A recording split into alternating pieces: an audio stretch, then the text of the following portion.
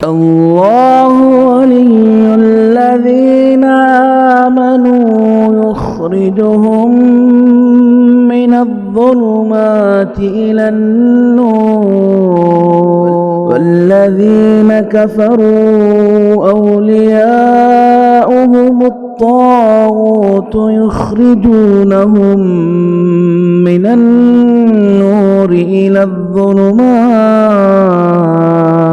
السلام عليكم ورحمة الله وبركاته. بسم الله الرحمن الرحيم. الحمد لله والصلاة والسلام على رسول الله أما بعد. رب اشرح لي صدري ويسر لي أمري واحلل عقدة من لساني يفقهوا قولي. اللهم رب زدني علما. آمين. سبحانك لا علم لنا إلا ما علمتنا إنك أنت العليم الحكيم. محترم بھائیوں، بزرگوں، نوجوان ساتھیوں، پیارے بچوں، ماں اور بہنوں، 22ویں پارے کا خلاصہ آپ کے سامنے پیش کیا جا رہا ہے۔ اس پارے کے آغاز میں اللہ تبارک و تعالیٰ نے پیارے نبی صلی اللہ علیہ وسلم کی ازواج، آپ کی بیویوں کو نصیحت کرتے ہوئے کہا کہ جو اللہ اور اس کے رسول کی اطاعت و فرمانبرداری کریں گی اور اس کے ساتھ ساتھ نیک اعمال کریں گی، اللہ تبارک و تعالیٰ انہیں اس کا بہترین 2 گنا اجر عطا فرمائے گا اور ان کے لیے پاکیزہ روزی بھی اللہ رب العزت نے تیار کر رکھی ہے۔ اس سے پہلے کی آیت میں 21ویں پارے کی آخری آیت میں اللہ تبارک و تعالیٰ نے نبی کی بیویوں سے کہا تھا کہ اگر دیکھو تم سے کوئی گناہ ہوتا ہے، کوئی تم سے زناکاری اور بدکاری کا معاملہ ہوتا ہے تو اللہ تبارک و تعالیٰ تمہیں 2 گنا عذاب دے گا۔ کیوں؟ کیونکہ تم دنیا کے اندر سب کے لیے آئیڈیل اور نمونہ ہو، آئیڈیل اور نمونہ ہونے کی حیثیت سے، اور تم نبی کی زوجیت میں اور نبی کے گھرانے سے تعلق رکھتے ہیں۔ جس طرح سے نبی کا مقام ہے ایسے ہی آپ لوگوں کا بھی مقام بہت اونچا ہے شریعت کی نظر میں۔ لہذا اگر آپ سے کوئی گناہ ہوا، کوئی غلطی ہوئی، فواحشات اور منکرات کا آپ نے ارتکاب کیا تو اللہ تبارک و تعالیٰ نے کہا تمہیں 2 گنا سزا ملے۔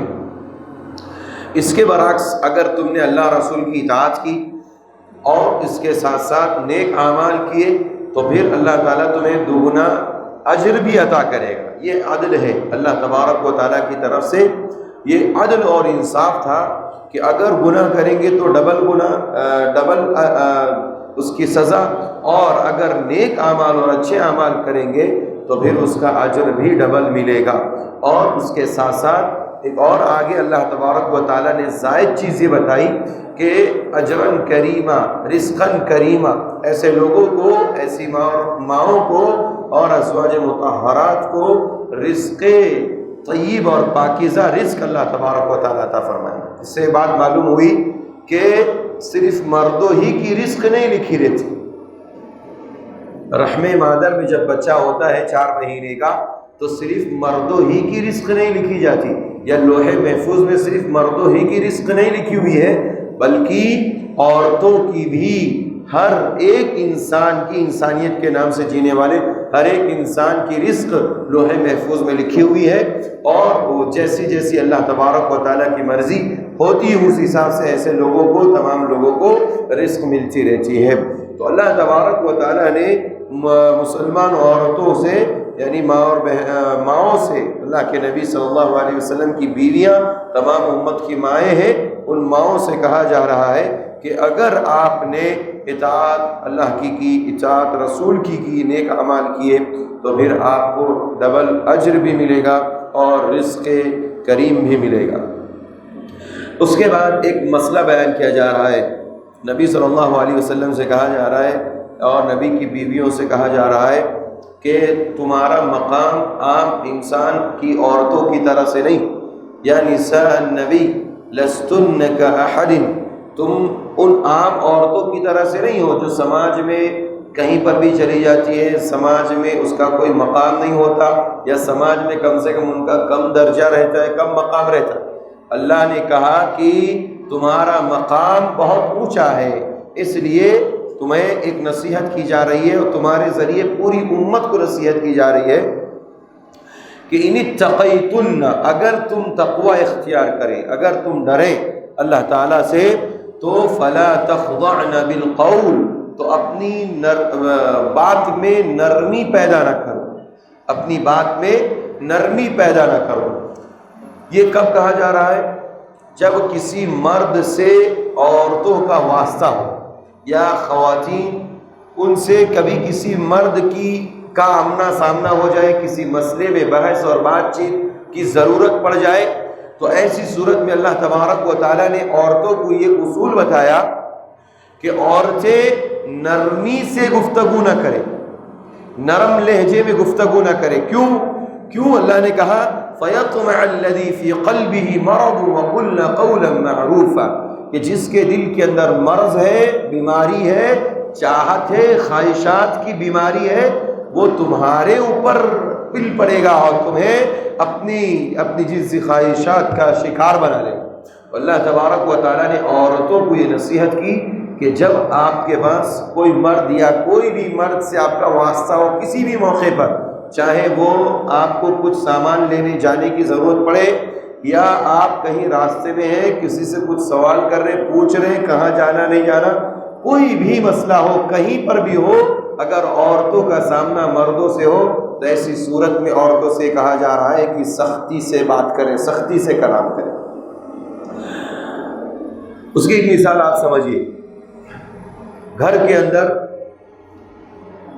صرف اور صرف مرد حضرات نہیں ہیں، عورتیں بھی عورتیں ہیں، اور مرد حضرات صبح کے وقت میں اپنے اپنے کاموں پر نکل گئے، کوئی صاحب ان کا جاننے والا دوست احباب میں سے یا کوئی بھی آ کر کے دروازے پر کھٹکھٹاتا ہے، فلاں بھائی ہے، عبداللہ صاحب ہے، عبدالرحمن صاحب ہے، تو اب اس موقع پر اس خاتون کی ذمہ داری ہے کہ وہ اندر سے جواب دیتے ہوئے نرم لہجے میں گفتگو نہ کرے، وہ ایسا نہ کہے کہ نہیں عبداللہ بھائی تو نہیں ہے، کام پر گئے ہیں، عبدالرحمن بھائی جاب پر گئے ہیں، شام میں آئیں گے تب آئیے گا، ایسا نہیں، ایسا گفتگو نہیں کرنا ہے۔ کیا کہنا ہے؟ پہلے اگر پوچھیں گے تو پہلے پوچھیں گے آپ کون، کہاں سے آئے، کس کا کام ہے، ہاں اب بتا دیا کہ عبداللہ بھائی ابھی فی الوقت گھر میں نہیں ہے، بس ختم۔ نہ تو نرمی سے بات کرنا ہے اور نہ ہی ان سے بدتمیزی سے بات کرنا ہے، دونوں چیزیں، نہ نرمی سے بات کرنا ہے نہ بدتمیزی سے، کیونکہ قولاً کریمہ کہا اللہ نے آگے کہ بات کرے تو اچھی کرے، یعنی اخلاق کے دائرے میں کرے، قانون کے دائرے میں بات کرے، ایسی نہ ہو کہ اس سامنے والے کو ایسا لگے کہ بڑی بدتمیز عورت ہے، بدتمیز خاتون ہے، تو بدتمیزی بھی نہیں ہونی چاہیے، اخلاق کے دائرے میں رہ کر کے آواز میں سختی ہونی چاہیے۔ میرے ساتھ ایک واقعہ پیش آیا، دہلی کے اندر میں زیر تعلیم تھا، پڑھا، ابھی میری تعلیم جاری تھی اور 3-4 سال کی شاید میری مدت گزری ہو۔ ایک گھر پہ جانا ہوا، میرا سامان آیا ہوا تھا، سامان لینے کے لیے مجھے جانا پڑا، مجھے بہت خوشی ہوئی وہاں جانے کے بعد۔ مجھے سامان لینا تھا، اس گھر میں رکھا ہوا تھا میرا سامان، میں دروازے پر پہنچا، دستک دی، آواز دیا تو اندر سے ایک بزرگ خاتون نے یہی لہجہ اختیار کیا جو میں نے ابھی آپ کے سامنے پیش کیا۔ کون، کہاں سے آئے، کیوں آئے؟ میں نے کہا میرا سامان۔ اچھا ٹھیک ہے، آپ انتظار کیجئے مسجد میں نیچے، ابھی آپ کا سامان وہاں پہنچ جائے گا۔ بہت خوشی ہوئی مجھے، واقعی مجھے اس آیت کریمہ کی عملی تصویر جو ہے مجھے وہاں نظر آئی، اور میں نے اس بات کو کئی جگہوں پر ذکر کیا۔ کیوں؟ عورتوں کو ایسے ہونا چاہیے، وہ عمر دراز خاتون تھی ہماری ماں کے درجے میں، لیکن لہجہ وہی ہے جو ایک خاتون کا اللہ تعالیٰ نے قرآن میں ذکر کیا، وہی ہونا بھی چاہیے۔ عورت ہو، کوئی بھی ہو، عمر دراز ہو، جوان ہو، کسی بھی عمر کی ہو، خواتین اگر گھر میں ہیں اور کہیں پر بھی ہو، مال میں، آج کل تو بڑا عجیب و غریب مسئلہ ہے نا، ریسیپشن پر کن کو رکھتے، خواتین کو، تاکہ ہماری اسکول اچھی چلے، ہمارا کاروبار اچھا چلے، ہمارا مال، ہماری دکان اچھی چلے۔ جی سر آئیے، جی سر آپ کو کیا چاہیے بولیے، ایسا کر رہے ہیں۔ ایسے خواتین کے لیے نصیحت ہے، مردوں مسلمان خواتین کے لیے کیوں اللہ نے قید لگا دی، لیکن انہی تقیتن کے قید میں مفسرین نے کہا کہ یہ جو صفات اللہ نے قرآن میں عورتوں کی ذکر کی، یہ صفات صرف متقی عورتوں کے اندر ہی ہوتی ہے، پرہیزگار عورتوں کے اندر ہی یہ خوبی ہو سکتی ہے۔ جو پرہیزگار عورتیں نہیں ہوتی، بدتمیز بد چلن عورت ہوتی ہے، ایسی عورتوں کے اندر یہ خوبی نہیں ہو سکتی۔ پھر وہ ریسیپشن پہ بیٹھنے اپنے لیے کوئی عیب اور عار نہیں سمجھے گی، ہوٹلوں پہ کام کرنے میں ان کے لیے کوئی عار اور وہ نہیں محسوس ہوگا، کوئی شرم محسوس نہیں ہوگی، کمپنیوں میں جاب کرنے اور بغل میں بیٹھ کر کے مردوں کے ساتھ ان کے یہاں کوئی چیز کی عار اور شرم و حیا نہیں ہوگی۔ یہ کس عورت کے لیے کہا جا رہا ہے؟ جو متقی پرہیزگار عورت۔ متقی پرہیزگار عورت کی یہ خوبی ہے کہ جب بھی گفتگو کرتی ہے مردوں کے ساتھ تو لچک کر کے نہیں، مٹک کر کے نہیں، گفتگو میں سختی کرتی ہے۔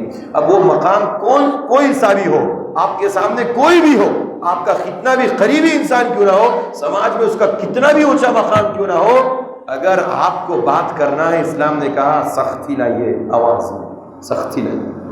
یہ عورتوں کو نصیحت کی جائے، اور اس کی بہت ضرورت ہے میرے بھائیوں، آج کے سماج میں بہت ضرورت ہے۔ ماں اور بہنوں سے میں خاص طور پر نصیحت کروں گا، اس کے اوپر ضرور عمل کیجیے۔ کوئی بھی ہو، آپ اس کی پرواہ نہ کیجیے سامنے والے کو تکلیف پہنچے گی۔ اگر وہ کہے کہ مجھے اس طرح کی باتوں سے تکلیف ہوتی تو بولیے میرے رب کا فرمان ہے، میرے رب کی اطاعت میرے لیے واجب ہے کہ متقی عورتوں کی صفت بیان کی جائے۔ وہاں کھل کر کے آپ بولیں، کوئی نہیں بولے گا، میں سمجھتا ہوں جو مسلمان سمجھتے ہیں انشاءاللہ نہیں بولیں گے۔ آگے ام المؤمنین ام سلمہ رضی اللہ عنہ ایک مرتبہ کہتی ہیں کہ جب دیکھو تب اللہ کے نبی مردوں ہی کو نصیحت کرتے ہیں، قرآن میں جتنی آیتیں نازل ہوتی سب مردوں کے تعلق سے نازل ہوتی، عورتوں کے لیے کچھ نازل نہیں ہوتا۔ ایسی بھی عورتیں ہوتی ہیں ماشاءاللہ، دیکھیے دیندار خاتون ہوتی ہیں، اللہ والی، اللہ سے ڈرنے والی، تو ان کو فکر لگی رہتی ہمارے بارے میں کچھ نہیں اترتا، سب مردوں ہی کے بارے میں۔ حالانکہ یا ایھا الذین آمنوا میں مرد اور عورت سب داخل ہے، لیکن چونکہ آمنو کا لفظ یہ مردوں ہی کو مخاطب کرتا ہے، یہ عورتوں کو مخاطب نہیں کرتا، یعنی براہ راست فیس ٹو فیس جس سے بات ہوتی ہے وہ مرد ہوتے، خواتین تو پردے کے پیچھے ہوتی ہیں۔ تو اللہ تبارک و تعالیٰ جب بھی آیت کریمہ نازل کرتا تو ام المومنین ام سلمہ ایک دن کہہ بیٹھی اللہ کے نبی ہم جب دیکھتے ہیں تو صرف مردوں ہی کے بارے میں احکام، تو اللہ تعالیٰ نے قرآن کریم کی 22 پارے کی آیت کریمہ لمبی آدھے صفحے پر نازل کر دی۔ اللہ نے کہا ان المسلمین والمسلمات والمؤمنین والمؤمنات والقانتین والقانتات والصادقین والصادقات والصابرین والصابرات والخاشعین والخاشعات والمتصدقین والمتصدقات والصائمین والصائمات والحافظین فروجهم والحافظات والذاکرین اللہ کثیرا والذاکرات اعد اللہ لهم مغفرۃ واجرا عظیما۔ اللہ تعالیٰ نے کہا مسلمان مرد، مسلمان عورتیں، مومن مرد، مومنہ عورتیں، صدقہ کرنے والے مرد، صدقہ کرنے والی عورتیں، روزہ رکھنے والے مرد، روزہ رکھنے والی عورتیں، اللہ سے ڈرنے والے مرد، اللہ سے ڈرنے والی عورتیں، اپنی شرمگاہوں کی حفاظت کرنے والے مرد، اپنی شرمگاہوں کی حفاظت کرنے والی عورتیں، اللہ کا ذکر کرنے والے مرد، اللہ کا ذکر کرنے والی عورتیں، ان سب کے لیے اللہ تبارک و تعالیٰ نے اعد اللہ لهم مغفرۃ واجرا عظیما، مغفرت بھی تیار کر رکھی ہے، ایسے سب لوگوں کو اللہ معاف کر دے گا اور اجر عظیم عطا فرمائے گا، یعنی جنت کی شکل میں انہیں بڑا اجر عطا فرمائے گا۔ جب یہ آیت کریمہ نازل کی تو عورتوں کو سکون مل گیا کہ نہیں ہاں اس میں ہمارا بھی تذکرہ ہے۔ تو ماں اور بہنوں کو بھی جذبہ ہونا چاہیے دین کا سیکھنے کا، دین کا علم حاصل کرنے کا جذبہ ہونا چاہیے، اور اسی طرح سے موقع سے جہاں اس طرح کے اجلاس اور جلوس ہو، جہاں پردوں کا خیال کرتے ہوئے نظم ہو اور خواتین کو بھی دعوت دی جاتی ہو، تو ایسے اجلاس میں ایسے تقریروں میں بھی شرکت کرنا چاہیے جہاں سے علم حاصل ہوتا ہو۔ تو اس سے یہ بات معلوم ہوئی کہ علم میں اور اسی طرح سے جذبے میں عورتیں بھی مردوں سے کوئی کم نہ رہے، بلکہ دین کے جذبے ان کے اندر بھی باقی رہنے چاہیے۔ اس کے بعد اللہ رسول کی اطاعت اور اللہ رسول کا فیصلہ اتنا عظیم فیصلہ ہوتا ہے کہ اگر کوئی نہ مانے تو پھر وہ روئے زمین پر مقام صحابیت اور مقام صحابہ ہی کو کیوں نہ پہنچا ہوا ہو، اس کی دنیا میں کوئی ویلیو نہیں۔ اللہ اکبر۔ قرآن کی آیت ہے وَمَا كَانَ لِمُؤْمِنٍ وَلَا مُؤْمِنَةٍ اذا قضى الله ورسوله امرا ان يكون لهم الخيرة من امره۔ اللہ نے اس آیت کریمہ میں مومن مرد اور مومنہ عورتیں دونوں کو ذکر کیا، کہا کہ مومن مرد اور مومنہ عورتیں اذا قضى الله ورسوله، جب اللہ اور اس کے رسول ان کے حق میں فیصلہ کر دے تو پھر ان کو تسلیم کر لینا چاہیے، بغیر چو چرا کے، بغیر کسی بات کے، گفتگو کے، اسے مان لینا چاہیے، قبول کر لینا چاہیے۔ ہوا یہ ایک نوجوان تھے، غلام تھے، جن کا نام زید تھا اور ان کے والد کا نام حارثہ تھا۔ یہ مکہ اور عرب کے رہنے والے تھے، لیکن لوگوں نے بیچارے کو یہاں سے بیچ باچ کر کے، غلام بنا کر کے دوسرے ملکوں میں بیچ دیا تھا۔ پھر ان کو بیچتے بیچتے، ایسا ہوتا ہے نا ملکیت میں، آپ کے پاس ایک چیز ہے، پھر وہ کہیں بھی گھومتے گھومتے گھومتے پھر ہمارے ملک میں آ جاتے، ایسے ہی یہ کئی ملکوں میں گھوم کر کے بیچارے غلام کی شکل میں رہے اور آخرکار اللہ کے نبی کے پاس بھی دوبارہ آئے۔ تو حضرت خدیجہ رضی اللہ عنہ کے یہ غلام تھے۔ جب نکاح ہوا اللہ کے نبی سے حضرت خدیجہ کا، تو حضرت خدیجہ رضی اللہ عنہ نے اس غلام کو، زید بن حارثہ کو، اللہ کے نبی کے حوالے کر دیا، کہا کہ یہ غلام اب آپ کا، میرا نہیں، آپ کا۔ اسے معلوم ہوا کہ بیوی اپنا سامان شوہر کو دے سکتی۔ جب یہ اللہ کے نبی نے ان کو لیا اپنے اختیار میں، تو سب سے پہلے چونکہ غلام تھے اس لیے ان کو آزاد کر دیا، اور آزاد کرنا بہت بڑا ثواب کا کام ہے، غلام کو آزاد کرنا۔ آزاد کر کے پھر اس کو اپنا بیٹا بنا لیا، زید بن حارثہ کو اللہ کے نبی نے اپنا بیٹا بنا لیا۔ لوگ جو ہے اس کو منہ بولا بیٹا بولتے ہیں، لے پالک منہ بولا، گود لیا ہوا بیٹا بولتے ہیں، لیکن یہ تو بڑے تھے، ان کو کہاں گود لیا گیا؟ تو بہرحال اللہ کے نبی نے ان کو اپنا بیٹا بنا لیا، اور پورے سماج کے اندر اب ان کا نام زید بن حارثہ نہیں بلکہ زید بن محمد پکارا جاتا۔ کیا پکارا جاتا تھا؟ زید بن محمد، یعنی محمد صلی اللہ علیہ وسلم کے بیٹے زید۔ اللہ تبارک و تعالیٰ نے، پیارے نبی صلی اللہ علیہ وسلم نے اسی زید بن حارثہ کا نکاح کا پیغام اپنی پھوپھی، سگی پھوپھی ذات بہن زینب رضی اللہ عنہ کو بھیجا۔ زینب رضی اللہ عنہ کو پیغام بھیجا کہ تمہارا نکاح میں زید بن حارثہ سے کرنا چاہتا ہوں۔ اب یہ غلام تھے، ان کے اوپر غلامی کا داغ تھا، اور زینب اللہ کے نبی صلی اللہ علیہ وسلم کی پھوپھی ذات بہن، ظاہر سی بات ہے بنو ہاشم سے تعلق رکھنے والی، بڑے اونچے گھرانے سے تعلق رکھنے والی خاتون، ان کو اور ان کے بھائی کو دل میں تکلیف ہوئی کہ ایک آزاد ایک غلام کے ساتھ کیسے رہے گی؟ ہم اونچے گھرانے کے تعلق رکھنے والے لوگ، اونچے گھرانوں سے، اور یہ ایک آزاد کردہ غلام ہے، اس سے کیسے زندگی گزرے گی؟ سوال منع کر دیا، ان کو تامل ہوا، ان کو تکلیف ہوئی۔ اللہ نے یہ آیت کریمہ نازل فرمائی، کیا؟ اذا قضى الله ورسوله امرا ان يكون لهم الخيرة من امره۔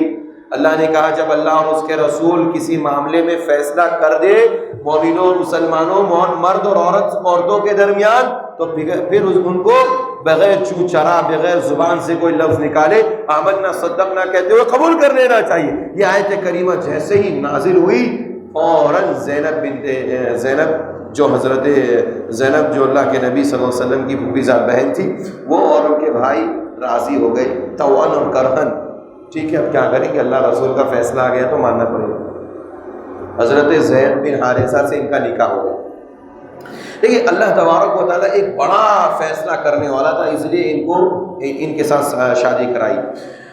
حضرت زید رضی اللہ عنہ سے ان کی شادی ہو گئی، لیکن اب دل میں تو وہ مسئلہ تھا پہلے سے کہ ایک غلام اور ایک آزاد، ان کے دونوں کے درمیان جمتی نہیں تھی۔ آج بھی ہمارے زمانے میں کتنی شادیاں ہو جاتی ہیں، باپ ماں گھر والے جبر کرتے ہوئے بیوی کی یا بچے کی یا بچے کی شادی ایسی عورت یا ایسے لڑکے سے کرا دیتے ہیں جس پر ان کا دل نہیں ہوتا یا مطمئن نہیں ہوتے، پھر بھی وہ لوگ کیا ہے رہتے، چلتے رہتے، کبھی بھی ٹوٹنے کا خطرہ رہتا، کبھی بھی کچھ ہونے کا خطرہ رہتا۔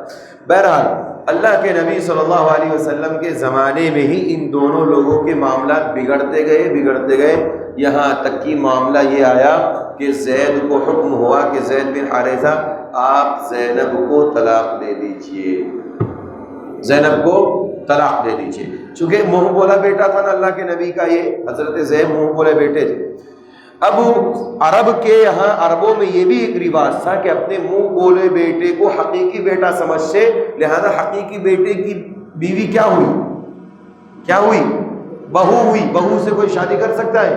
نہیں کر سکتا۔ تو عربوں میں یہ چیز رواج پا گئی تھی کہ حقیقی بیٹے کی طرح منہ بولا بیٹا ہے، لہذا اس کی بیوی سے، اپنی بہو سے شادی کرنا جائز نہیں ہے۔ لیکن اسلام میں ایسا نہیں۔ اسلام کیا کہتا ہے؟ منہ بولا بیٹا ہو اور لے پالک لڑکا ہو، گود لیا ہوا ہو، اس کی مطلقہ سے شادی کر سکتے ہیں۔ اس نے جس بیوی سے، عورت سے شادی کی ہے، اگر وہ طلاق دے دے، اس کے بعد عدت گزر جائے، اس سے شادی کرنا جائز ہے۔ اور اسی چیز کو ختم کرنے کے لیے جو عربوں میں پائی جا رہی تھی، اللہ نے یہ واقعہ پورا، اور حضرت زید اکیلے تنہا ایسے انسان ہے، صحابی ہے، جن کا قرآن کریم میں نام آیا ہے۔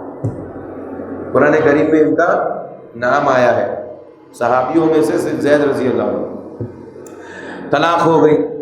طلاق ہونے کے بعد اللہ کے نبی صلی اللہ علیہ وسلم، بعض دفعہ طلاق کے بعد اللہ تعالیٰ بہت ساری عورتوں کو عروج پر پہنچاتا ہے، ان کے لیے خیر کا معاملہ ہے۔ اللہ کے نبی صلی اللہ علیہ وسلم کی یہ پھوپھی زاد بہن تھی، آپ کا نکاح ان سے جائز تھا، لیکن آپ نے نہیں کیا۔ لیکن اللہ تعالیٰ نے کہا زوجناکہا، ہم نے آپ کا نکاح زینب سے کر دیا۔ کس کا؟ یعنی اللہ کے نبی کے وہ بیٹے جو منہ بولے بیٹے زید بن حارثہ تھے، زید بن حارثہ سے جیسے ہی طلاق ہوئی، اللہ تعالیٰ نے آسمان سے ان کا نکاح پڑھایا۔ کس کے ساتھ؟ اللہ کے نبی سے۔ تو دیکھیں زینب بھی جو مطلقہ تھی، اس خاتون کا نکاح آسمان پہ ہو رہا ہے، اور سب سے عظیم انسان محمد الرسول اللہ صلی اللہ علیہ وسلم سے۔ تو بعض دفعہ مطلقہ ہونے کے بعد، طلاق کے بعد بہت ساری خواتین عروج کو پہنچتی ہے، بہت ساری عورتیں اگر بلا وجہ طلاق لیتی ہیں تو ان کو تکلیف بھی اٹھانی پڑتی ہے۔ بہرحال اللہ کے نبی صلی اللہ علیہ وسلم سے حضرت زینب کا نکاح ہو گیا، اور اس کے بعد یہ ایک جو رسم چلی آ رہی تھی کہ منہ بولے بیٹے کی بیوی یعنی بہو سے شادی نہیں کر سکتے، اللہ نے اس رسم کا خاتمہ کر دیا، یہاں سے اس رسم کا خاتمہ کر دیا، اور اسی کو اللہ تعالیٰ نے یہاں پر ذکر کیا۔ اس کے بعد اگلی آیت میں اللہ تعالیٰ نے کہا کہ ما کان محمد ابا احد من رجالکم ولکن رسول اللہ وخاتم النبیین وکان اللہ بکل شیء علیما۔ اللہ تعالیٰ نے سماج میں لوگ، میں نے جیسے بتایا کہ زید بن حارثہ کی جگہ زید بن محمد پکارتے تھے، یعنی محمد صلی اللہ علیہ وسلم کے بیٹے۔ تو اللہ تعالیٰ نے اس کو بھی ختم کرنے کے لیے بتایا کہ تم لوگ پہلے تو ادعوہم لآبائہم، جو بھی لے پالک بچے ہیں، گود لیے ہوئے ہیں، ان کو ان کے باپوں کی طرف نسبت کر کے پکارو۔ آج ہمارے سماج میں بہت سارے، اس ملک میں، اس شہر کے اندر بہت سارے لوگ گود لیتے ہیں کسی بچے کو، اور اس بچے کی نسبت اپنی طرف کر دیتے ہیں، یعنی اپنا ہی بنا لیتے ہیں۔ پرورش کے لیے لے رہے ہیں نا، تو پرورش کے لیے لے رہے ہیں تو پرورش کے لیے ہی رکھیے، اس کے جو والد ہے اسی کا نام اس کے پیچھے ایڈ کیا جائے گا، ہمارا اور آپ کا نام اس میں نہیں ہوگا۔ اللہ تعالیٰ نے اسی چیز کو ختم کرنے کے لیے اس قرآن کی آیت میں نازل فرما کر کہا کہ ما کان محمد ابا احد من رجالکم، محمد صلی اللہ علیہ وسلم تمہارے میں سے آدمیوں میں سے، تمہارے آدمیوں میں سے کسی کے باپ نہیں تھے، مردوں میں سے، تمہارے مردوں میں سے کسی کے باپ نہیں تھے۔ ظاہر سی بات ہے، اللہ کے نبی کے 3 بیٹے ہوئے، عبداللہ، ابراہیم اور قاسم، 3 بیٹے ہوئے، لیکن یہ تو بچے تھے نا، بچے بچپن میں انتقال کر گئے۔ جو بچے ہوتے ہیں ان کو عربی میں طفل کہتے ہیں، ان بچوں کو، چھوٹے چھوٹوں کو عربی میں طفل کہتے ہیں، اور یہ 14 سال سے پہلے تک کو طفل کہا جاتا ہے، یا غلام کہتے ہیں، غلام یا طفل۔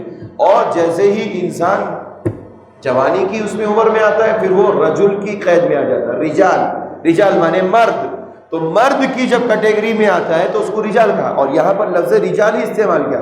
اللہ نے کہا تمہارے مردوں میں سے کسی کے باپ نہیں تھے، بچوں کے تو باپ تھے لیکن مردوں کے باپ نہیں تھے۔ یہ کیوں کہا گیا؟ اسی لیے کہ زید بن حارثہ یہ حارثہ ہی کے بیٹے ہیں، یہ محمد صلی اللہ علیہ وسلم کے بیٹے نہیں ہیں، لہذا اس کے بعد سے جب یہ آیت کریمہ نازل ہوئی تمام کے تمام لوگوں نے زید بن محمد کہنے کو چھوڑ دیا اور اس کے بعد زید بن حارثہ لوگ کہنے لگے جو پہلے کہتے تھے.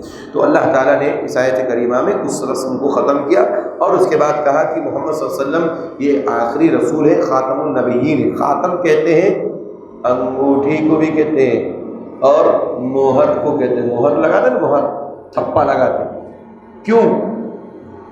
دیکھیں کسی بھی کام کا کوئی بھی عمل ہو اس کا آخری جو ہے مہر ہوتا ہے. اب یہاں سے لگ گیا، اب کیا ہے؟ یہ کام پختہ ہو گیا. اللہ تعالیٰ نے پیارے نبی صلی اللہ علیہ وسلم کو جب نبی بنا کر کے بھیجا اس کے بعد کسی نبی کے ساتھ خاتم کا لفظ استعمال نہیں کیا. نبی صلی اللہ علیہ وسلم کو بھیجا رسول بنا کر تو آپ کو کہا خاتم النبیین، آپ خاتم النبیین، آپ کے پر نبوت کا سکہ ختم. اب آپ کے بعد کوئی نبی دنیا میں نہیں آنے والے. اگر کوئی نبوت کا دعویٰ کرے گا تو وہ جھوٹا ہوگا یا تو کذاب ہوگا، دجال ہوگا، وہ نبی نہیں ہو سکتا. اللہ تعالیٰ نے اس چیز کو یہاں پر واضح کر دیا. اس کے بعد دعوت، کسی کے ہاں آپ کو ہمیں دعوت ملے تو اس کے کچھ آداب بتائے جائیں. کیا کرنا چاہیے؟ دعوت ملے تو پہلے سے جا کے بیٹھ جانا. مرغ رہے گا کہ بریانی رہے گی، چکن کا رہے گا کہ مٹن کا رہے گا کہ بڑے کا رہے گا، پہلے سے دماغ، پہلے سے جا کے بیٹھ جانا. جی کیا کرنا؟ قرآن کہتا ہے دعوت کے آداب کو سکھاتے ہو. یہی حضرت زینب سے جب آپ کا نکاح ہوا تو ولیمہ ہوا تو کئی صحابہ کو اللہ کے نبی نے دعوت دی. تو اب وہاں پر ہماری طرح سے ہال تو نہیں تھا، فنکشن ہال، بینکوٹ ہال وغیرہ وغیرہ نہیں تھے وہاں پہ.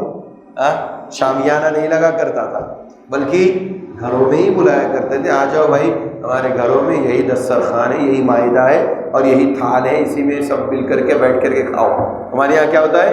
سب کی الگ الگ پلیٹیں اور باقاعدہ ایسا دسترخوان ہے. کیا بولے، لاکھوں روپیہ ہم لوگ اس میں خرچ کرتے ہیں. اس سے مسلمان قوم کی بیوقوفی کا پتہ چلتا ہے. مسلمان قوم کی یہ عقل مندی نہیں ہے، یہ فضول خرچیاں ہیں. اس میں پیسہ خرچ کرنا یہ بیوقوفی ہے، عقل مندی نہیں. ہمارے صحابہ ایسی چیزوں میں پیسہ نہیں خرچ کرتے. ایسی چیزوں میں پیسہ خرچ کرنا وہ شرف اور اپنی فضیلت اور اپنا فخر نہیں سمجھتے تھے. وہ یہ سمجھتے تھے کہ صبح سے شام تک میں ایک کھجور کماؤں، ایک کھجور کی گٹلی جتنا سونا کماؤں اور اس کو اللہ کے راستے میں دوں، یہ میرے لیے کمال اور شرف کی بات ہے. اس میں وہ خوشی محسوس کرتے تھے. اور ہم لاکھوں روپیہ جو ہے وہ راستے میں اڑا دیتے ہیں، بینکوٹ ہال میں اور شادی خانے میں. جتنا مہنگا ہال اتنی مہنگی اس کی انکم. اللہ کے نبی نے سب کو گھر میں دعوت دی، آ جاؤ ولیمہ ہے. صحابہ وقت سے پہلے پہنچ گئے. دعوت کے آداب سکھائے جا رہے ہیں. ہمیں اگر کارڈ پہ لکھا تو کارڈ پہ لکھا رہتا نا 8:30 پہ آپ کو ہمارے ہال میں تشریف لانا ہے. لیکن اتفاق یہ ہوا کہ 2-3 جگہوں پر جانا ہوا، مجھے جانے کا موقع ملا. لیکن معاملہ یہ ہوا کہ 8:30 کا جو ٹائم دیا تھا تو وہ شہر حیدرآباد میں وہ 8:30 نہیں، وہ 11 بجے ہوا کرتا ہے. 8:30 کا ٹائمنگ وہ 11 بجے کا ہوا کرتا ہے. یہاں لقمے 11 بجے جاتے ہیں، 8:30 پہ نہیں جاتے. کھانے کا آغاز 11 بجے ہوتا ہے اور اختتام 4 بجے ہوتا ہے. اور 4:30-5 بجے گھر پہنچ کر کے شیطان کو خوش کر کے سو جاتے ہیں، اللہ کو ناراض کر کے. ایسا بھی نہیں سوچتے آج ہم نے اتنی نعمتیں اللہ کی استعمال کی، کم سے کم فجر کی نماز پڑھ کے سکتے. اتنی ساری نعمت استعمال کرنے کے بعد بھی فکر نہیں. بہرحال اللہ کے نبی صلی اللہ علیہ وسلم نے سارے صحابہ کو دعوت دی. صحابہ وقت سے پہلے پہنچ گئے. اس لیے میں بول رہا ہوں آداب ہے پہلے نہیں پہنچنا. تاخیر سے پہنچے تو مسئلہ نہیں، پہلے نہیں پہنچنا ہے آپ کو ہم کو. اب ہمارے سماج میں دیکھیں عام ہو گیا کہ 11 بجے ہی یا 10:30 بجے کھانا اسٹارٹ ہوتا ہے. اللہ ماشاء اللہ کوئی ہمارے جیسے لوگ ہوں گے جو رات میں جلدی سونے والے، وہ 9 بجے سے اسٹارٹ کر دیں گے. لیکن ہمیں یہ معلوم ہے کہ کھانا 11 بجے سے شروع ہوتا ہے. تو اب ہمیں 8 بجے سے جا کے وہاں پہ دیگوں میں جھانکنا نہیں ہے کیا بنا کس کو پوچھیں کس کو نہیں پوچھیں پریشان ہونے کی ضرورت نہیں ہے. جب کھانا تیار ہو جائے اس وقت جانا ہے. دوسرا ادب یہ ہے کہ ایک تو ٹائم سے پہلے نہیں، دوسرا ادب کہ کھانا اس کو برتن میں جھانکنا نہیں، جا کر کے غیر اناہم، اللہ نے کہا کہ بغیر دیکھے برتنوں میں ہمیں وہاں پر پہنچنا ہے اور اطمینان سے بیٹھنا ہے. جب کھانا لگ جائے تیار ہو جائے دسترخوان پر پھر ہم کو کھانا. اب لوگ کہیں گے کہ مولوی صاحب ہم لوگ تو باہر بیٹھتے نا، کھانا تو اندر لگتا رہتا ہے، کھانے کا ہال اندر رہتا ہے، جب اندر لگ جاتا تب بولتے آؤ کھانے کے لیے. تو وہاں تو سب لوگ دولہے میاں کو دیکھنے کے لیے بیٹھے رہتے اور دولہے میاں ہی 11 بجے آتے تو کھانا ان کے بعد ہی اسٹارٹ ہوتا. تو یہ سب جو ہے ہمارے نبی صلی اللہ علیہ وسلم کے زمانے میں نہیں تھا. لیکن جتنا سنت سے ہم اور آپ دور ہوں گے اتنی تکلیفیں ہماری بڑھتی چلی جائیں گی، پریشانیاں بڑھتی چلی. اللہ کے نبی کے گھر میں یہ لوگ گئے صحابہ، اب ان کو معلوم نہیں تھا، آداب نہیں معلوم تھے. گئے لوگوں نے، بعض لوگوں نے دیکھا بھی ہوگا کہ کیا پکا ہے کیا نہیں. اللہ کے نبی صلی اللہ علیہ وسلم نے کھانا کھلا دیا. تیسرا ادب یہ بتایا جا رہا ہے کہ کھانا کھا لے تو چپ چاپ ہاتھ دھو کر کے واش کر کے نکل جانا ہے. وہاں کھڑے رہ گئے، ارے میاں کہاں تھے تم نہیں دکھے؟ ارے پہلی صف میں کیا کو نہیں آئے؟ تمہارا انتظار کرے، ٹیبل کو ہم نے چھکا کے رکھا ہوا تھا، کہاں تھے؟ تو پوری ڈیٹیل معلوم نہیں کرنا. کھانا کھائے اگر کوئی راستے میں مل گیا تو سلام دعا کر کے واپس. بعض لوگ کیا کرتے ہیں کھانا کھانے کے بعد پھر وہیں پہ ٹھہرے رہیں گے، کئی گھنٹوں تک اپنا وقت ضائع کر دیتے ہیں. اللہ کے نبی صلی اللہ علیہ وسلم کے گھر میں بھی وہ صحابہ جو کھانے کے لیے آئے تھے وہ بیٹھے رہے، انتظار کرتے رہے، بات کرتے رہے، آپس میں گفتگو کرتے رہے. اللہ کے نبی کو یہ بہت تکلیف تھی، یہ چیز بہت تکلیف دینے لگی. تو اللہ تبارک و تعالیٰ نے قرآن کریم کی یہی آیت کریمہ نازل فرما دی. یا ایھا النبی یا ایھا الذین آمنوا لا تدخلوا بیوت النبی الا ان یؤذن لکم الى طعام غیر ناظرین اناہ ولکن اذا دعیتم.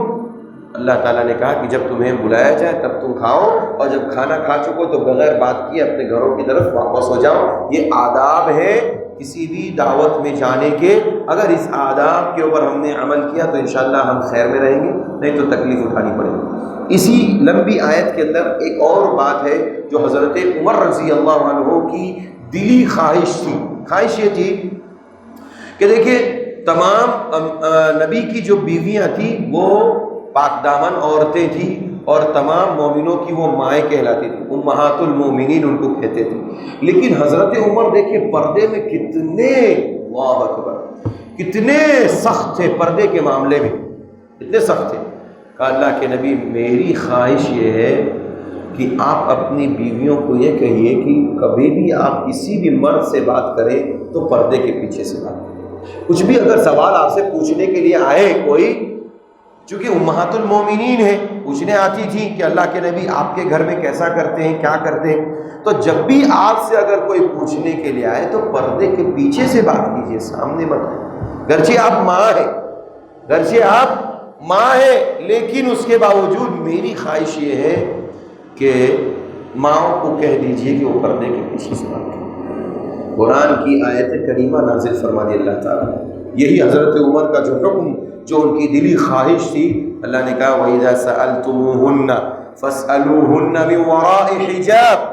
اللہ نے تمام عورتوں کے بارے میں کہہ دیا کہ جتنی مائیں ہیں امہات المومنین، اے مسلمان مرد تم جب بھی ان سے کچھ پوچھو، سوال کرنے کے لیے جاؤ تو پردے کے پیچھے سے پوچھو، درمیان سے نہیں، سامنے سے نہیں، پردے کے پیچھے. بیچ میں پردہ حائل ہونا چاہیے اور وہ پیچھے رہے. اس سے ایک بات معلوم ہوئی کہ کتنا بھی نیک اور شریف انسان کیوں نہ ہو، کتنا ہی عظیم انسان کیوں نہ ہو، کتنی ہی شریف اور عظیم خاتون اور بچی عورت کیوں نہ ہو، اگر وہ کسی سے کسی بھی مسئلے میں بات کرنا چاہتی ہے، کسی بھی مسئلے میں وہ مرد بات کرنا چاہتا ہے، وہ پردے کے آڑ میں بات کریں گے. پردے کی آڑ، بیچ میں پردہ ہونا چاہیے، بیچ میں پردہ ہونا چاہیے، ڈائریکٹ بات نہیں کریں.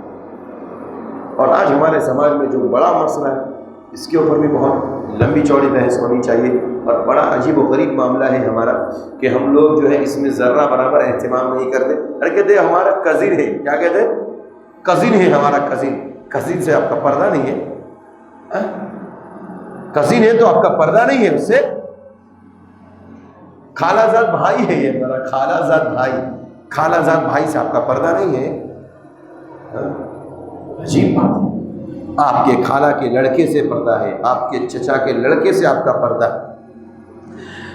اور اسی طرح سے یہ تو قریبی سگے کزن کے کی بات ہو رہی ہے، سگے خالہ کے لڑکے، سگے چچا کے لڑکے سے پردہ ہے۔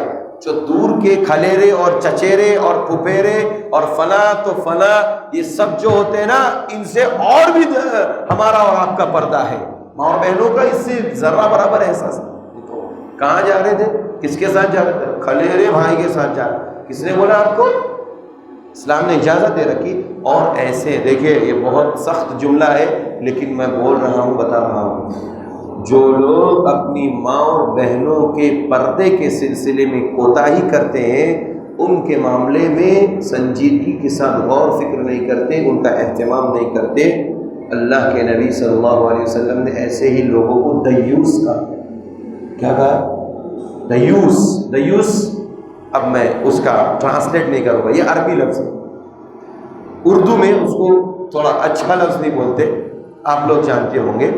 دیوس کہا ہے ایسے مرد کو جو اپنی ماں اور بہنوں کی پردے کی حفاظت نہ کرے، ان کی عزت و آبرو کی حفاظت نہ کرے، ان کے گھروں میں بلا جھجک کوئی بھی آ جا کرے اور ان کی ماں اور بہنیں بلا جھجک کہیں پر بھی بے پردگی کے ساتھ پھرے، وہ ایسے دیوس لوگ ہیں۔ اور دیوسین کے بارے میں اللہ کے نبی نے فرمایا ان کے لیے جنت تو بہت دور کی بات ہے، جنت کی خوشبو بھی نہیں ملتی، جبکہ جنت کی خوشبو 70,000 سال سے دوری سے بھی نہیں ہوگی۔ 70,000 سال کے فاصلے پر جنت ہوگی اور ہم ہوں گے، اس جنت کی خوشبو محسوس کریں گے۔ دیوس وہ خوشبو بھی محسوس نہیں کرے گا تو پھر وہ جنت میں کیسے جا سکتا؟ تو کون ہے دیوس؟ جو اپنی ماں اور بہنوں کی، اپنے گھر کی خواتین کی پردے کی عزت کی اور ان کی عفت اور پاک دامنی کی حفاظت نہ کرے۔ کوئی بھی آ کر کے ہمارے گھر میں گھس جائے، یہ کیسی عجیب و غریب ہماری غیرت ہے، مار کے توڑ دینا چاہیے اسے، کوئی بھی ہو، قریبی رشتہ داری کیوں نہ ہو۔ تو ہمارے پردے کا ہماری ماں اور بہنوں کی خلاف ورزی کرتے، اور ہماری ماں اور بہنوں کو بھی اس معاملے میں محتاط ہونا چاہیے۔ ان سے بھی میں نصیحت کروں گا کہ اپنے پردے کا خوب خیال کرے۔ حضرت عمر رضی اللہ عنہ کا جو میں نے واقعہ بیان کیا ابھی، یہی حضرت عمر اپنی عورتوں کی بات تو چھوڑیے، ان کے گھر کی، پیارے نبی کی بیوی حضرت سودا، کون؟ حضرت سودا رضی اللہ عنہ، وہ عمر میں کافی بڑی تھی، عمر دراز عورت تھی، رات میں نکلتی ہے، پردے میں نکلتی ہے۔ کس میں؟ پردے میں، رات کے اندھیرے میں، ہماری طرح یہ لائٹ نہیں تھی۔ حضرت عمر نے دیکھا، یا سودا عرفتکی، اے سودا تم یہ سوچتی ہو کہ تم کو کوئی دیکھ نہیں رہا ہے، تم کو کوئی پہچان نہیں، میں پہچانتا ہوں تم سودا ہو۔ اے سودا تم کو میں پہچانتا ہوں، اپنے گھروں کو لازم پکڑو، باہر نہ نکلا کرو۔ یہ کون کہہ رہے؟ حضرت عمر۔ کس کو؟ حضرت عمر اللہ کے نبی کی بیوی کو کہہ رہے اپنے گھروں کو لازم پکڑو، اپنے گھر کی بیویوں کو، بچوں کو نہیں، دوسری کی۔ کیوں؟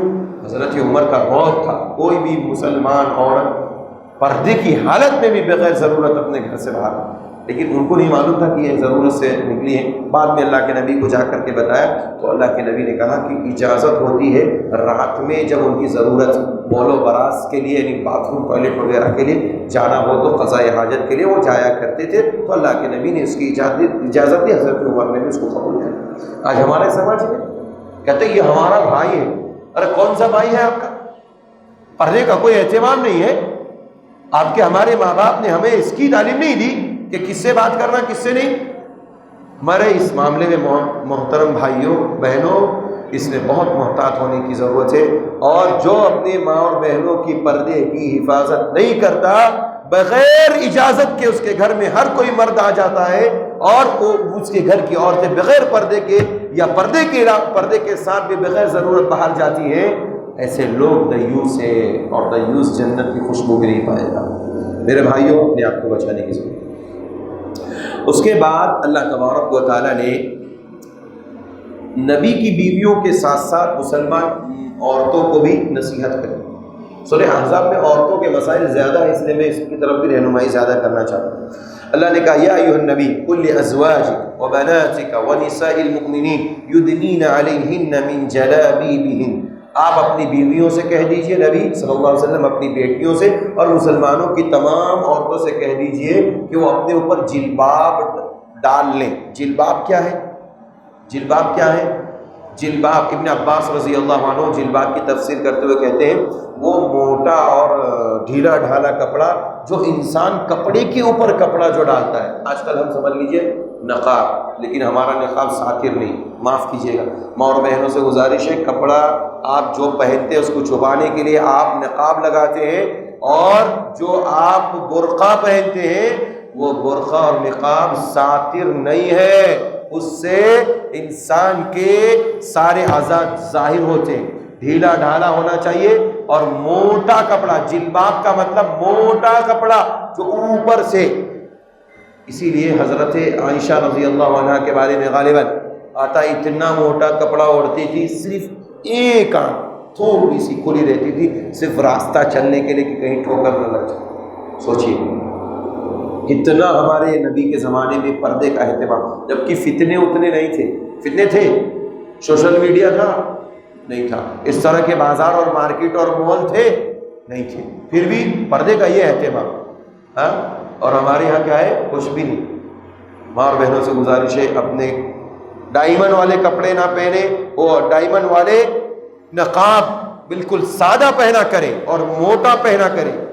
نقاب اگر سلائیں تو سادہ ہو اور بالکل موٹا ہو تاکہ وہ ساتر رہے، آپ کی ساری چیزوں کو ڈھال، اور ڈھیلا ڈھالا ہونا چاہیے۔ یہ جلباب کا طریقہ ہے اوڑھنے اور پہننے کا۔ آگے ایک واقعہ بیان کیا جا رہا ہے، بنی اسرائیل کا واقعہ ہے، بہت پیارا واقعہ ہے، دیکھیے سنیے۔ بنی اسرائیل میں ایک نبی آئے جن کا نام حضرت موسیٰ علیہ السلام، بہت مرتبہ قرآن کریم میں ان کا تذکرہ آیا۔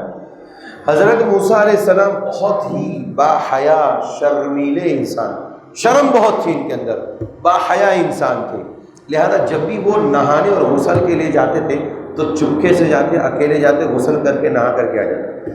اور آپ جانتے ہیں پہلے ہماری طرح باتھ روم نہیں تھے، نہانے کے لیے باتھ روم نہیں تھے کہ دروازہ کلوز، کوئی نہیں، بس ہمارا اکیلے، ایسا نہیں، وہاں پہ سب جھیلوں پہ، ندیوں پہ اور بہتے ہوئے پانیوں میں وہ لوگ غسل کرتے تھے، نہاتے۔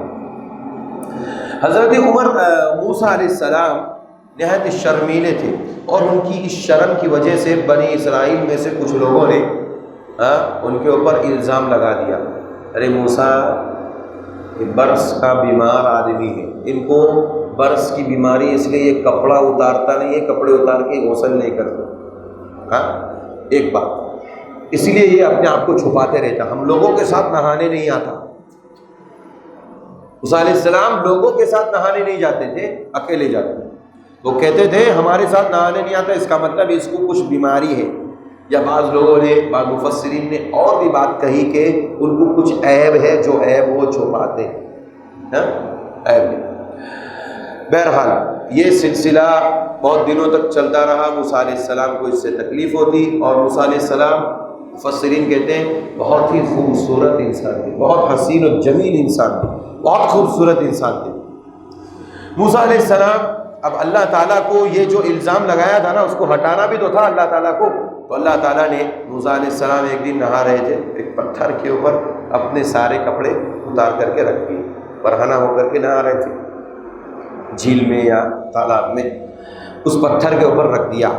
اب موسیٰ علیہ السلام جیسے نہا کر کے فارغ ہوئے اور کپڑے پہننے کے لیے جب جانے لگے تو وہ پتھر تیزی کے ساتھ بھاگنے لگا۔ اللہ اکبر، کیا قدرت ہے دیکھیے اللہ کی، وہ پتھر کپڑا لے کر کے بھاگنے لگا، خود پتھر اکیلا بھاگتا تو سمجھ میں آتا، کپڑا لے کر کے بھاگنے لگا، اور اتنی تیزی کے ساتھ کہ موسیٰ علیہ السلام اس کے پیچھے پیچھے بھاگ رہے، پکڑ نہیں پائے، یہاں تک کہ بنی اسرائیل کی ایک مجلس سے ان کا گزر ہو گیا، بنی اسرائیل کے ایک مجلس سے گزر ہو گیا۔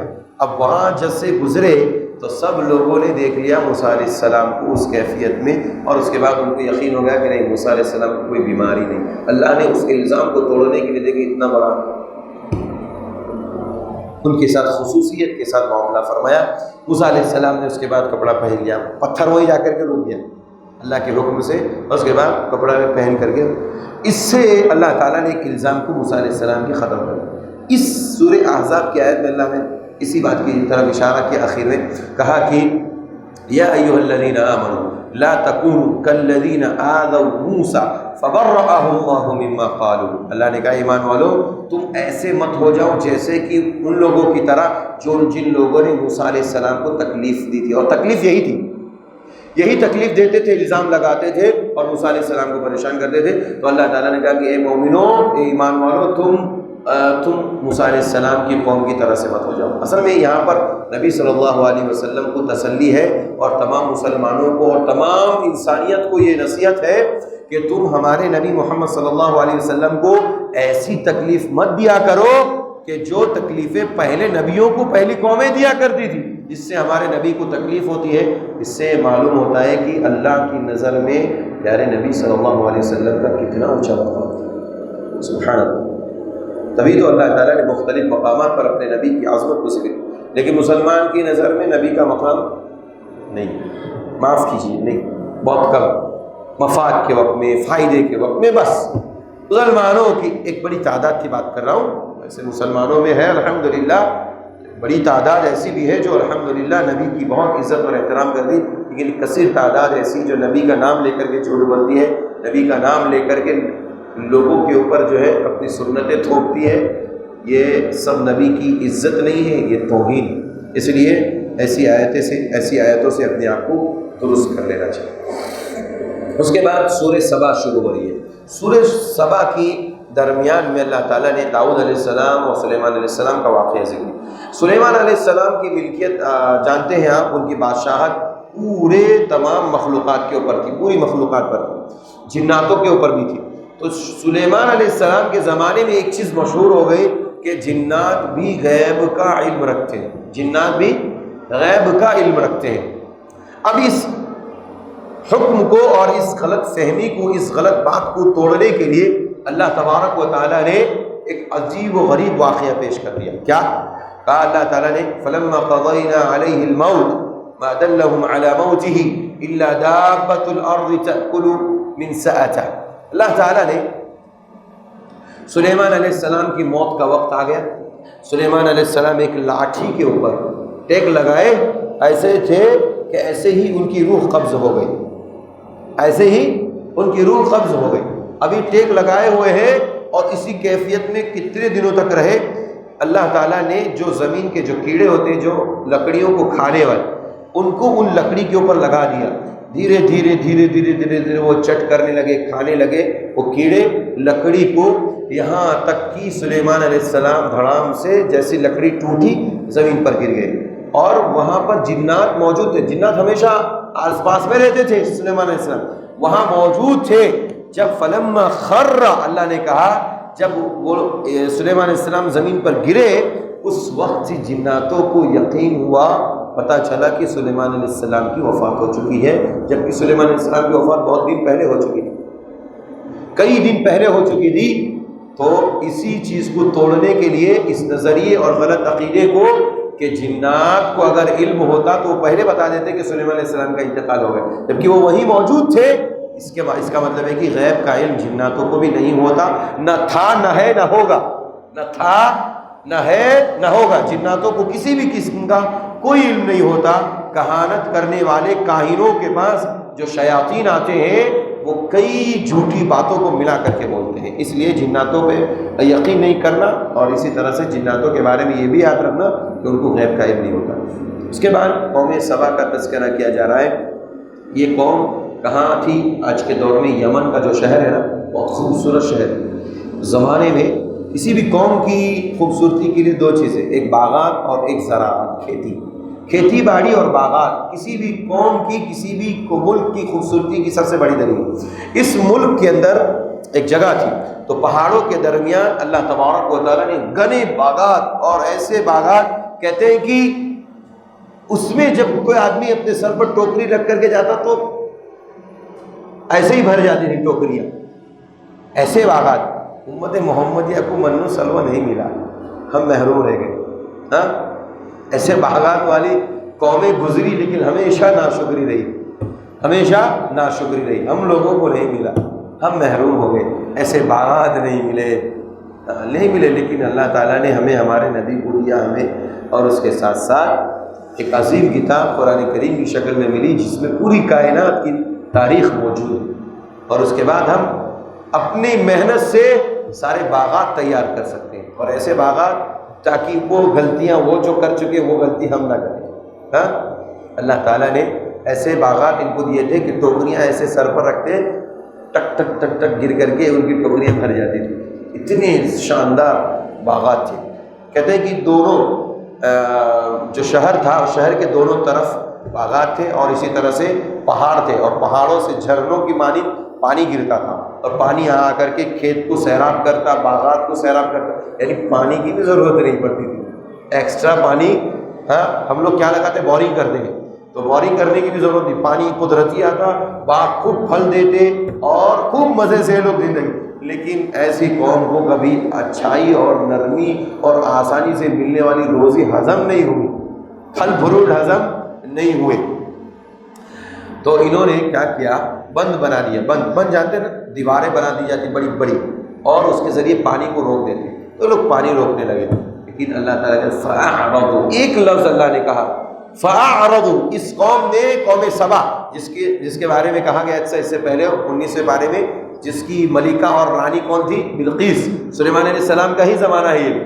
تو انہوں نے، اللہ نے کہا کہ فَأَعْرَضُوا، جب ان لوگوں نے اعراض کیا، جب اعراض کا مطلب اللہ کے راستے سے، اللہ کی نعمتوں سے، سب چیزوں سے جب انہوں نے اعراض کیا، اللہ کی نافرمانی کی، تو فَأَرْسَلْنَا عَلَيْهِمْ سَيْلَ الْعَرِمِ وَبَدَّلْنَاهُمْ بِجَنَّتَيْهِمْ جَنَّتَيْنِ ذَوَاتَيْ أُكُلٍ خَمْطٍ وَأَثْلٍ وَشَيْءٍ مِّن سِدْرٍ قَلِيلٍ۔ اللہ نے کہا ان دونوں باغات کو دوسرے ایسے باغات میں بدل دیا جو بالکل خشک تھے، نہ اس میں پھل تھے، اور سوکھے سوکھے پتے والے، یعنی ایسا عذاب نازل ہوا کہ پورا باندھ جو انہوں نے باندھ کر کے رکھا ہوا تھا، پورا بند ٹوٹ کر کے پورا پانی آیا، سیلاب آ گیا، پوری کی پوری بستی تباہ و برباد ہو گئی، صرف اللہ کی ناشکری اور نافرمانی کی وجہ سے۔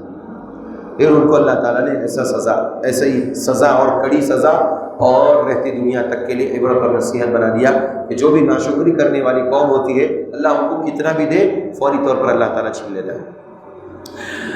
آگے اللہ تبارک و تعالیٰ نے ایک بہترین تجارت بتائی، تجارت، انسان تجارت کرنا چاہتا ہے، تجارت، کہا کہ تجارت کرو تو ایسی تجارت کرو جو آپ کے لیے، ہمارے لیے فائدہ مند ہو، سود مند، اور جو تجارت نقصان دینے والی ہو، ایسی تجارت مت کیا کرو۔ اور یہ ایسی تجارت ہے جو اللہ بتانے جا رہا ہے اس آیت کریمہ میں کہ جو کبھی نقصان ہی نہیں اٹھاتی، اس میں کبھی نقصان ہوتا ہی نہیں۔ کیا ہے؟